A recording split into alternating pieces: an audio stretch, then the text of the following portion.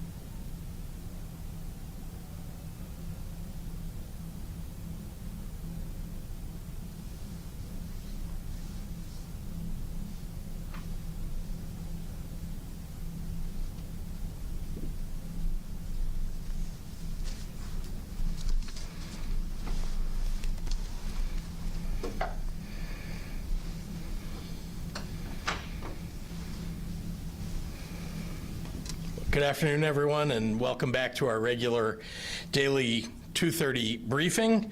To kick off our conversation today, I'd like to call on Dr. Ezike for today's medical update.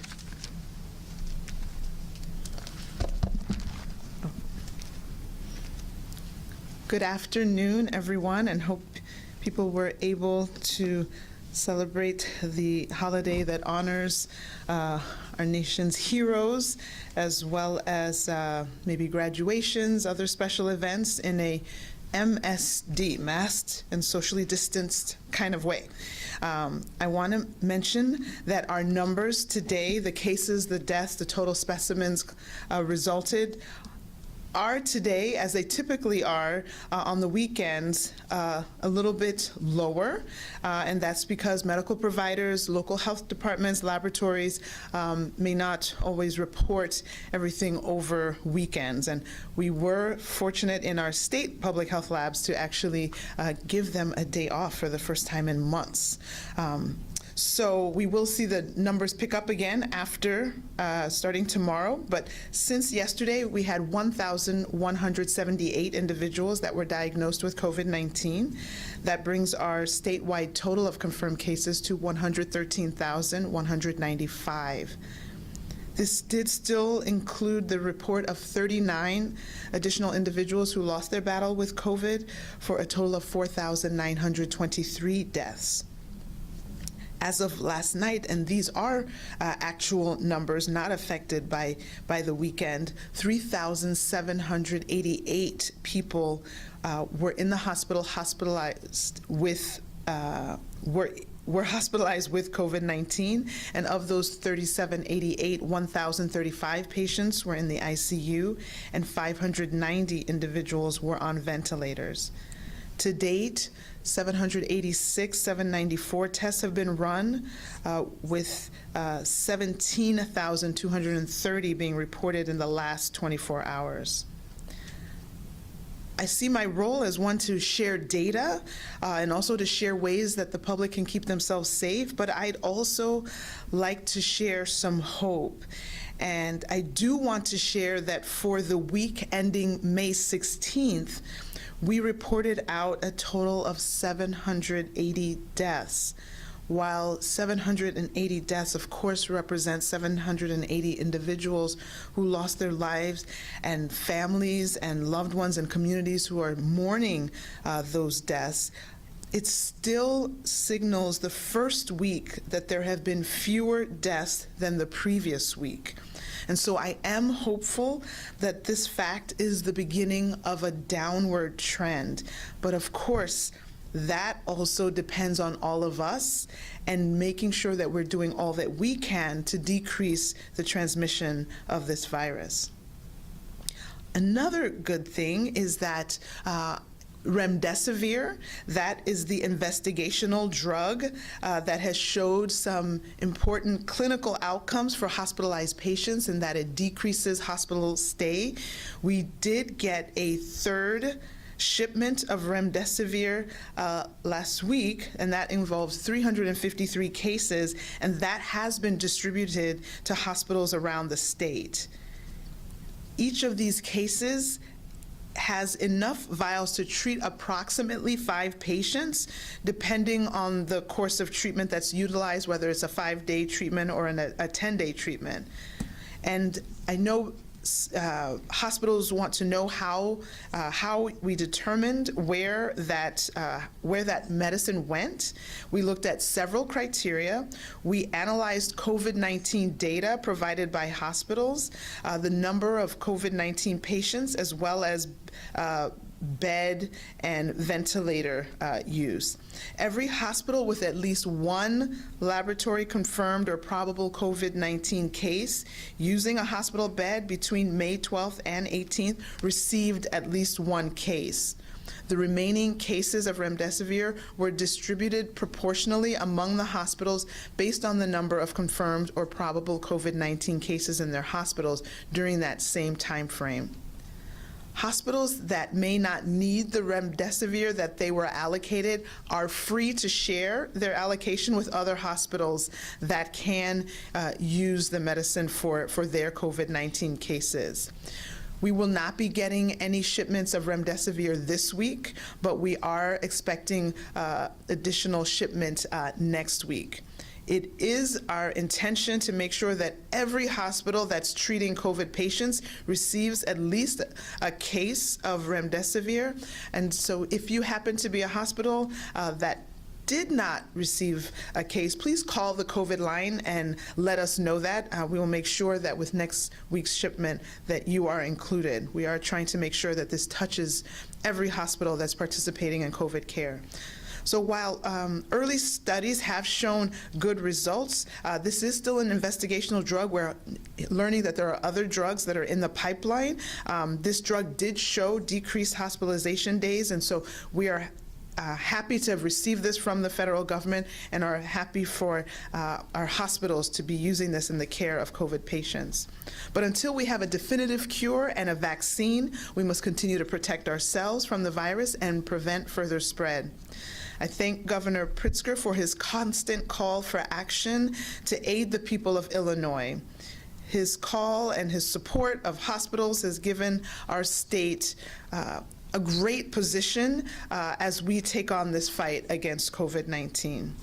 So as always, please stay home, wear a mask when you are not at home, and keep 6 feet of distance between you and others. Let's continue to keep up our fight against this pandemic. Thank you. And I will now summarize comments in Spanish. Buenas tardes y espero que disfrutaron el fin de semana en una manera saludable y con distanciamiento social. Quiero mencionar que nuestros números, los casos, muertes y muestras son típicamente más bajos los fines de semana y algunos proveedores médicos, departamentos de salud locales y laboratorios pueden no reportar durante el fin de semana, lo que significa que los números que vemos después del fin de semana son elevados. Desde ayer, 1,178 personas han sido diagnosticadas con COVID-19. Ahora tenemos 113,195 casos confirmados en total en Illinois. Lamentablemente, esto incluye 39 personas adicionales con COVID-19 que han perdido la vida para un total de 4,923 muertes. Hasta anoche se informó que 3,788 personas en Illinois fueron hospitalizadas con COVID-19. De ellos, 100 1,035 pacientes estaban en la unidad de cuidados intensivos y 590 pacientes estaban en ventiladores. 17,230 pruebas hechas fueron reportadas en las últimas 24 horas. Illinois recientemente recibió su tercer envío de 353 cajas de Remdesivir y los ha distribuido a hospitales por todo el estado. Cada caja contiene suficiente medicina para tratar aproximadamente 5 pacientes, dependiendo en el curso del tratamiento. Hay algunos factores para determinar la distribución de Remdesivir. Analizamos los datos de COVID-19 de los hospitales, el número de pacientes con COVID-19, también la disponibilidad de camas y ventiladores. Cada hospital con al menos un caso COVID-19 confirmado o probable por laboratorio que usa una cama de hospital en algún momento del 12 al 18 de mayo recibió al menos una caja de medicina. El restante de Remdesivir se distribuyeron entre los hospitales en función del número de casos confirmados o probables de COVID-19 en sus hospitales durante ese mismo periodo de tiempo. Esperamos futuros envíos de Remdesivir. Los primeros estudios han mostrado buenos resultados. Debemos recordar que este sigue siendo un medicamento en investigación. Hasta que tengamos tal tratamiento o vacuna, debemos continuar luchando contra el virus y evitar una mayor propagación. Agradezco al gobernador Pritzker por sus llamadas para acción y ayuda para el estado de Illinois. Su llamada para tratamientos y apoyo para nuestros hospitales le ha dado a nuestro estado una oportunidad de luchar contra este virus. Quédense en casa cuando puedan. Usa una máscara cuando no pueda mantener la distancia entre usted y los demás. Estos son los claves para enfrentar este virus. Muchísimas gracias. And with that, I will turn it over to Governor Pritzker.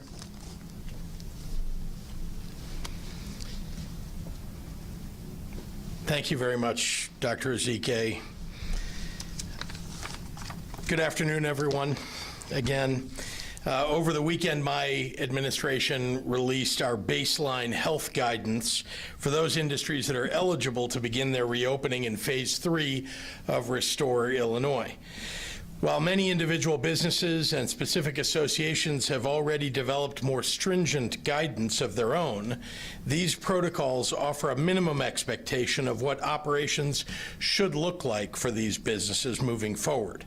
Anyone interested in reviewing this guidance or accessing business toolkits with signage and training materials can find them on the Illinois Department of Commerce and Economic Opportunity website. With that in mind, I want to briefly review where each region of Illinois stands in meeting the metrics to move into Phase 3 this Friday, and the overall direction of those metrics for our entire state. Phase 3 of our plan began May 1st, and especially over the course of the past 2 weeks, we have all watched the trends of each of the 4 Restore Illinois regions and measured them for the 3 metrics necessary to move forward: positivity rate below 20%, stable hospitalizations, and hospital bed availability above 14%. There is great news. All regions continue on track to move into Phase 3 by the end of this week. Statewide, the positivity rate, which hit a high of 23% in late April, is now averaging 9.2% for the last 7 days. COVID-related hospitalizations, which had been holding steady a couple of weeks ago, have now dropped to a 6-week low, with nearly 1,200 fewer beds in use by COVID-positive patients. And hospital bed and ICU bed availability are both above 30%. So as we look at each individual region, you see the same trends playing out everywhere. Instead of reviewing each individual region for you again today, all of the data for every region, which is updated each afternoon, can be found at dph.illinois.gov/restore. Again, that's at the Department of Public Health's website, dph.illinois.gov/restore. The fact that we've seen these numbers trend in a good direction, even after we opened things up in phase 2, demonstrates the importance of everyday actions. Remember that one of the biggest mitigation measures was put in place at the same moment that we opened more things up. We required face coverings. Take note that along with social distancing, face coverings can make all the difference in protecting each other. And it appears to be working. Since we implemented that one change, we saw all the numbers that had already stabilized then begin to fall. A gradual restoration of more areas of our lives, together with the basic mitigations like social distancing, face coverings, and hand washing, taking greater care to consider public health in all that we do, are the keys to moving quickly through the phases of Restore Illinois. As always, all of our success thus far, and any that we have going forward, is dependent on the actions of each individual and all of us collectively to protect each other. Thank you, and now I'd be happy to take any questions from members of the media. Craig?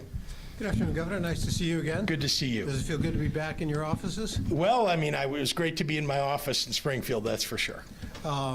Quick question. The last time we were here was prior to the announcement of your staffer who was diagnosed. Can you give us a quick update on how that person is doing? That person is fully recovered. That person is back at work and doing just fine. So thank you for asking. I have a list of questions here. A lot of them have to do with Alan Skillicorn this morning announcing that he was going to be going ahead with a recall. Affidavit for you claiming you failed the state with IDES and you've overstepped your authority. Can you respond to that affidavit, first of all? Well, I'm glad to hear that the representative apparently has changed his mind and now believes that we ought to fund state government instead of hollow it out the way that he has voted over the course of his career, because it is a fact that IDES and other agencies like the Department of Public Health have been, frankly, left behind after many years of representatives like that one voting to have a budget stalemate for 2 years in which we had no budget and no funding for our budget in the state, and has consistently voted against budgets that would fund vital agencies that we now, frankly, need very badly in this pandemic. He's saying you were late to the ball game to respond and prepare for, knowing that your stay-at-home order was going to cause millions of people to be called not essential and to lose their jobs. He said more should have been done sooner. How much of this problem do you bear responsibility for? Well, I think what he forgets is that the stay-at-home order, which is very much like what's happened all across the nation, was a vitally important part of slowing down the transmission levels of COVID-19. Many, many fewer people have died. Many, many fewer people have gone into ICU beds or hospital beds than would have had we not acted quickly at the beginning. And in the middle of this, remember what Emily Landon, the doctor who stood here on the day that we put the stay-at-home order in place, said, which is, the consequence of all the work that we did is nothing will happen. And so, yeah, I understand his point. His point is that now that you see things, I assume that he wanted the stay-at-home order at the beginning, although he never has expressed that. I think what he said today was, in effect, that you should have anticipated so many people were going to be filing for unemployment, should have done more with the website sooner, should have hired more people sooner to deal with what he says you should have anticipated was going to happen. Well, you couldn't possibly anticipate that we would have a number of unemployment filings that was an enormous multiple of that which occurred during the Great Recession. Nobody expected that. Nobody knew, in fact, when this pandemic would begin to subside in any way. In fact, the pandemic itself has not, but the reaction of the people of Illinois has really kept people safe. So the IDES website was designed 10 years ago. We've talked about this. And of course, when it became clear that we were going to see a rush of applications, we acted as quickly as we could with a system that, frankly, you can't just snap your fingers and replace. You have to, as I have often said, you're building the plane while trying to fly it. And you're trying to fly it while putting 1 million passengers on board. An almost impossible job, but one that IDES has handled as best it could. Now, the number of people who man the phones, I have to say that there are federal requirements for the training of somebody who answers a phone because of the privacy considerations. And so we've only been able to grow that very modestly. We brought everybody that we could to the front line to answer phones. We've expanded the number of phone lines, put new systems in, so people are getting their calls answered at about the clip of 2,000 per day. And we continue to work very, very hard to respond to people who could not get their application filed online. But again, I want to say to anybody out there that has not filed for unemployment, that needs to file for unemployment, that your best bet is to go online. That system is now handling many, many, many multiples of what it could handle at the very beginning of this epidemic. And I want people to make sure that they get the unemployment benefits that they deserve. My colleague Mary Ann Ahern followed up with that. Do you need to hire more people on the phone lines? In New York, they got help from Google to get their site up and running. Do more people need to be hired for the phone lines? And should another company be brought in to help with the computer system? Well, as with New York, we brought in outside contractors as well, and that's why our systems are working so much better now than they were at the very beginning.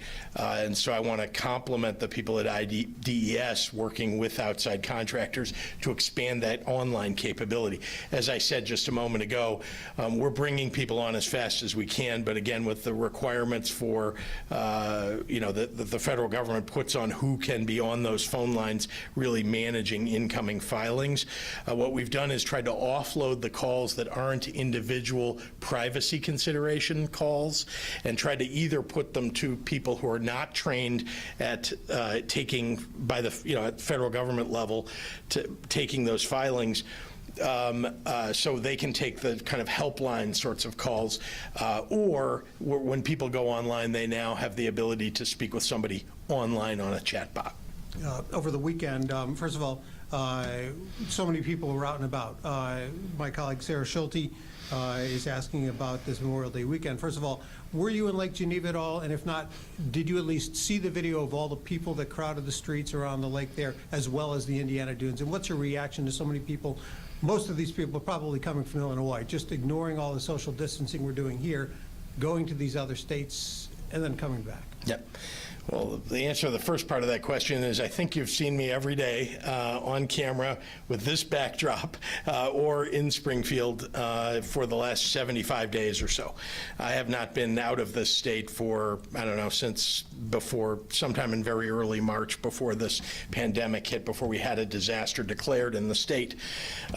So that's the answer to the first part of that question. In terms of people who are going and partying in, not wearing masks, leaving the state, doing things that are essentially against the rules here in Illinois, but okay in some other state. I just want to point out that I just read yesterday that there was a 16% increase in hospitalizations in the state of Wisconsin since the stay-at-home order was rejected by their Supreme Court, and a 30% increase in Milwaukee in hospitalizations. So I think that's an example of what can happen if people don't follow the mitigations that are supposed to be put in place, that are supposed to keep people healthy and safe. So I would caution people, look, nobody stopped anybody from traveling. That's never been the case. Anybody can travel. What we've suggested to Illinois residents, because we want Illinois residents to be safe, is to follow the same rules for yourself when you travel that you would have if you were at home. Were you dismayed, though, to see these crowds like they were? I am terribly dismayed, frankly. I think that, again, the challenge here is I want every resident of Illinois safe. I want them to keep themselves safe. They have the ability to do that. And so people who choose not to either haven't been reading the newspaper, aren't following the rules, don't seem to understand how dangerous this pandemic is. And I want to be clear to everybody that's watching and to all the reporters so that you can report it out. The pandemic is still here. Just because the numbers are moving in the right direction in the state of Illinois, that does not mean that the virus has gone away. It's still there. The reason that we're doing so much better here in Illinois than we would otherwise have is because people have worn face coverings, that people are washing their hands. They're doing the things to keep themselves safe that they should be doing and following the executive orders that I put in place. Cisco Cotto with BBM Radio asked, some Illinois houses of worship have capacities of hundreds or even thousands. California is letting them reopen with capacity limits this weekend as long as they don't have more than 100 people at a time. In which phase do you plan to allow houses of worship to be able to do the same? And to that point, have you asked IDPH to come up with guidelines for churches for when they could open? We've done even more than that, Craig. We've asked churches to come with their ideas about how they can do it safely. As you've seen, we have allowed drive-up services. We are working with churches for outdoor services. We want people to be able to worship. I think it's vitally important. All we want to make sure is that when they do it, that they're safe. And so we'll work with any churches. We're taking plans from churches and trying to work with them. You saw that the Catholic Church came up with a very workable plan that I think is, a model for people to follow. So I encourage anybody that has an interest in putting forward a plan to do it safely, because I know the vast majority of faith leaders just want to do it right. They want to keep their parishioners safe. Has IDPH begun the process of coming up with its own guidelines, much like it did with the legislature, for them to meet? Again, yes, of course. Again, the Catholic Church, for example, came to us with their IDPH. They set the guidelines Yes. for the legislature to return. Yes, I understand, but we can't write those until the legislature came to us and asked, how could we do it? And so we provided that. And the same thing is true of churches, mosques, synagogues. We want them to come forward. We want them to have their own ideas, what will work for them, because it can be different in different facilities. And then we want to make sure that IDPH, guides them in the proper way. Darren Bailey's case was in court downstate. My colleague Mike Flannery just asked the U.S. Department of Justice, saying the stay-at-home order exceeded your legal power under state law, and that a state judge should handle this case rather than transferring it to federal court. No decision made on that today, but what is your take on that? What's your response to the feds getting involved last Friday? Yeah, the decision will be made by a federal judge about whether the cases should go to federal court. But clearly those cases have as their basis some accusation that the constitutional right is being taken away. And so that's a federal matter if it's a constitutional right. So they're just wrong. I understand that that the Justice Department, which is very much under the political thumb of the White House, is encouraging their appointees to weigh in on things like this. It's a highly political thing to do, very unusual if you ask most people that have served in those capacities in the past. But that's what the White House has chosen to do. Craig, we'll give you two more and then we'll go on line. All righty. Thank you. Let's see. Heather Sharon with WTGW asked, the ban on evictions set to expire on Friday along with your stay-at-home order. You've said that order will be extended to allow the state to enter into phase 3. Will a continued ban on evictions be part of that new order? Yes. Okay, well, that's quick and easy. Greg Bishop with the Center Square. This would be for Dr. Ezike, who doesn't seem to mind sitting over there in the shadows, but this question was for you. What is the state doing to help fund COVID-19 therapies, and can you provide any update on antibody testing information that the state has, and why is that not being reported? I know it's a loaded question. So the state itself is not the one that does research itself to identify. We don't have labs where we're trying to come up with the therapies. Once those therapies are go through their normal process and then are FDA approved, of course, they'll be used throughout the state. So it's not really within the purview of IDPH. Your second question was regarding antibody testing. Yes. So yes, there is antibody testing that has been happening through the state. Again, I think as we may have discussed in the past, there's still a lot of questions out regarding the significance of the antibody tests. We know that we have a way to look and see if people may be developing antibodies. There are different types of antibodies. There's the IgG antibody, there's the IgM antibody, and so trying to figure out what level of antibody would then portend immunity, and if it does portend immunity, is it how long is that immunity for? So not being able to answer those questions, not having any reference standards that we can use. We can't do much with it now. We did convene a group of infectious disease docs, epidemiologists, immunologists, and virologists to review this issue and see if there was a more definitive role for antibody tests in the state of Illinois to help with the reopening plan. And that team of experts did deliver that report and said, at this time, we can't do anything with it yet, but we are hoping we will get to a point where it can have a more prominent role in decision-making, in plans, in determining herd immunity, et cetera. Dr. Ezike, this question is for you, so you just want to stay there. Regarding testing numbers, this is from WGN.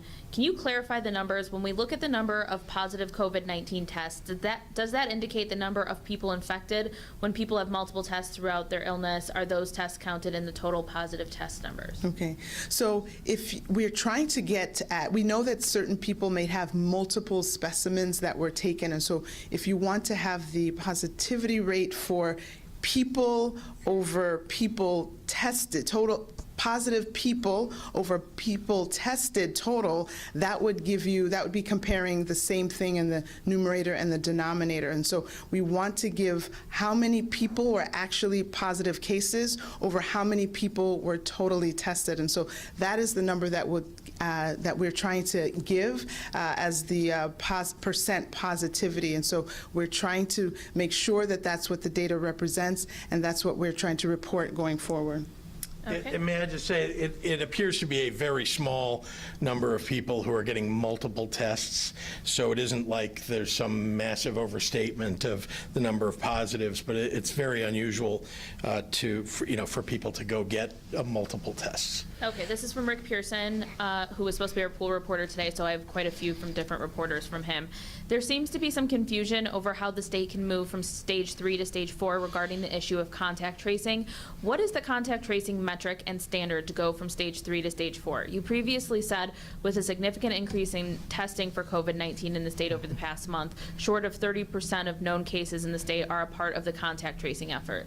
The goal is more than double that to the industry standard of over 60%. The plan says begin contact tracing and monitoring within 24 hours of diagnosis for more than 90% of cases in the region. Is there a distinction between starting contact tracing at 90% and finishing it at 60%? The effort is, and it's really a goal, right? The effort is to get to 90% of the cases that you could contact trace. Remember, we talked about how we're at about 30% now, trying to get to 60%. Why wouldn't you get to 100%? It's because there are quite a number of people who either you can't contact trace or refuse to be contact traced, and they won't be forced to do it. But that's kind of the industry standard, is something above 60%. So, we'd like to get 90% of those. Look, the point of the metric was really to set a goal for ourselves to significantly increase contact tracing, and we are doing that. We are currently working with the infrastructure that we have, building upon that. Today, I know that the city of Chicago talked about what their plans are. As you've heard from us, we're working with SIU and with St. Clair County and with other counties, and Lake County as 2 test beds for us. And then, of course, we have 102 counties, including Cook County, to work with. So we're going to continue to build up our contact tracing, but As long as we are making aggressive efforts to increase it, that, frankly, our goal here would be to get to 90% of the possible cases to contact trace. Brian at the Southern Illinoisan, Hidden Lake Winery in Aveston, Illinois, announced they will not be requiring their staff to wear masks because they can be a, quote, reservoir for COVID-19 particles and, quote, create a false sense of security and risk our staff and guests' health. Are there any kind of special precautions or considerations wineries across the state should be considering as they move into phase 3? So I think an important point to mention there is that if someone is wearing a mask, again, the primary goal was that you were not expelling virus. So if someone was wearing their mask and they were at a place of business, an establishment, and they thought that they were spewing out virus, that would suggest that you thought you had infection and were not staying home and were risking spreading that. So I would say, as a first word of caution, I would say if you think you are ill or you have signs that you are ill, you should be staying home in the first place and probably shouldn't be at any place of business. But then in general, when people are asymptomatically transmitting the virus, we know that if there are two people, if one person has the virus, if they wore a mask and this individual didn't, there would be a lower transmission, lower risk of spread because this person had a mask. If both of them were wearing a mask, there would be an even lower risk of spread. If both of them were wearing a mask and staying socially distanced at 6 feet, even lower. So we know that each of these measures are additive and help decrease the overall risk of transmission. And so I think all of our goals should be to decrease transmission because, in fact, despite even having a negative test yesterday, you could be positive today. And since we don't know and we're seeing that there's a growing amount of asymptomatic transmission, we should all be employing every tool at our disposal to decrease the possibility of transmission. And this question is also for you, Dr. Ezike. Do you recommend self-quarantining for anyone who visited Lake of the Ozarks over Memorial Day weekend? It's a popular destination for folks in the Metro East, and some Missouri counties in Kansas have issued a self-quarantine recommendation. That's from Kelsey Landis at the Belleville News-Democrat. No, and again, I would just say that that is some of the risk that we all are subject to as things start to open up. Things will, I think the whole state is going to evolve into phase 3, and as you think about going for that haircut, you don't really know where, people helping you or other people in the shop, you don't know where they have been. And so, yes, I would love if everyone around me who thinks they have been in a high-risk place, could stand down, but it's probably not going to happen. But the least that we can do is to wear our mask and promote the social distancing so that if someone does have something, we can decrease the amount of transmission that would be possible to the best of our abilities with the techniques that we have available to us. Jim Leach at WMAY. Since both an administrative rule and proposed statute to tighten enforcement have failed to advance, are there any real teeth to your emergency orders? What will the state do to those who violate the orders? Yep. Well, we're left with the enforcement mechanisms that we have or any rules that we may put forward going forward. But as you know, I talked about this. We've tried to avoid using those other methods of enforcement. It includes taking away people's license to do business. It includes the possibility of closing a business. Those are not things that I wanted. In fact, I implored the legislature to give me a tool. Our intention when we put an emergency order forward was to have the ability, an emergency rule rather, forward was to have the ability to simply to issue a citation, which is a much lower level of consequence for people than having their license taken away to do business entirely. So I then asked the legislature simply to pass something. They were unwilling. I think they abdicated their responsibility. A lot of them talked about, that they're a co-equal branch. Well, then you've got to take a co-equal level of responsibility when you're asked to, and they were unwilling to. So we're going to have to pursue whatever tools are available to us now. Governor, when will you sign takeout cocktails? Are you planning any other measures to help bars and restaurants make it through the pandemic? Yeah, I'm so glad that that passed, and I hope to sign that as soon as it's available to me. As you know, it needs to be passed over by the clerk of the House and the Senate, and I'll sign it as soon as it comes to my desk. Kelly at Block Club also had another question for Dr. Ezike. How can people safely expand their quarantine circle in phase 3 when groups of 10 are allowed? Can you hug grandparents? Should you only see the same family and friends? I can't give anybody a COVID-free pass. As you expand your circles, obviously there's the additional risk of transmission because, again, we don't necessarily know who is harboring the virus and who isn't. So hopefully, if people are all being as careful as you are and they have used their mask and social distance to the extent possible, hopefully their risk is low. But again, the more you increase your circle, the larger that circle is, absolutely the more risk. But people have to learn to coexist with COVID. And so, I know that people have, done a really good job and they've stayed at home, and now as they're coming out, they will have to make these calculated decisions and assume a risk that they're comfortable with. So it's a risk-benefit ratio. Again, there's no way to know for sure if someone is harboring the virus or not, and that's a little bit of a wild card. And so again, you can do what you feel is appropriate. Take all the mitigation strategies that we do have and employ those. Use your mask and keep your distance. And after that, that's the most I can offer. I can't promise anything after that. Shruti at Bloomberg. Illinois is the only state so far that officially plans to tap the Fed liquidity facility. Is that because Illinois has limited options, partly given past financial decisions that led to almost no rainy day fund and resulted in higher borrowing costs? Well, what I can tell you is that it was the decision of the legislature to not implement more cuts, and a common belief and hope, I guess, that the federal government will in fact offer support to state and local governments all across the nation.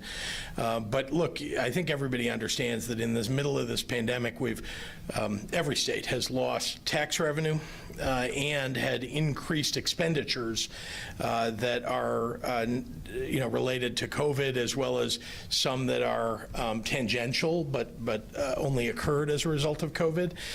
So we're going to need help. There's no doubt about that. And I think that was the reason the legislature did what it did. But look, they also did not cut as much as I think they probably could. And so we'll be, I'll have to continue to look at the budget along the way. They gave me the authority to do that. Shia Politico, does the state have a backup plan if President Trump goes through with his plan to pull back National Guard troops who help with contact tracing and delivering food to nursing homes? Does the state have a what? A backup plan. Yeah. Well, we're gonna need to make those deliveries. We're gonna need to make fill in what we need to. If the federal government is not going to help out by supporting our National Guard troops, we obviously have the ability to fund those or choose to fund those if we decide to. But either way, we're not going to let those services fail. Rich Miller at Capital Facts. Could you explain what happened with the cannabis bill? There's some confusion about whether a deal had been made with the governor's office to move it forward. No, there was no deal made with the governor's office. They just could not get it moved forward between the House and the Senate. Noel Ford at WICS. When are the regions set to move into phase 3? Governor Pritzker has said the earliest is May 29th, but that's before the extended stay-at-home order is set to expire. Will there be a specific time that businesses can open? May 29th is the date. If all 4 regions, which look like they're on track, and again, barring some catastrophe in the next 4 days, I suppose, it'll be May 29th, Friday, May 29th, that we'll move into phase 3 in all 4 regions. Are we on a downward trend, Governor, by the way? It appears that way, and I think, Dr. Ezike and I have been talking about exactly, looking at the numbers on a daily basis, looking at it on a weekly average basis. The answer is we seem to have come off the peak. Okay. Christine Herman at NPR will be our last question. New York Governor Andrew Cuomo said May 10th that the state will no longer allow COVID-19 patients who are still positive to be discharged from hospitals to nursing homes. What is the current policy in Illinois, and is there any plan to change it? Well, again, the idea here is to keep everybody in nursing homes safe and to make sure that nursing home patients have somewhere to go. And so nursing home residents do have the ability to go back to a nursing home, and if and they have the, to the extent that they have not been determined to be entirely COVID-free, they would probably not be let out of the hospital. So we're going to be very careful about that. People have already come out of the hospital and gone home, and we have not seen transmission from somebody who has come out of the hospital and then transmitted it to somebody in their nursing home. All right, thank you. Yep, thank you.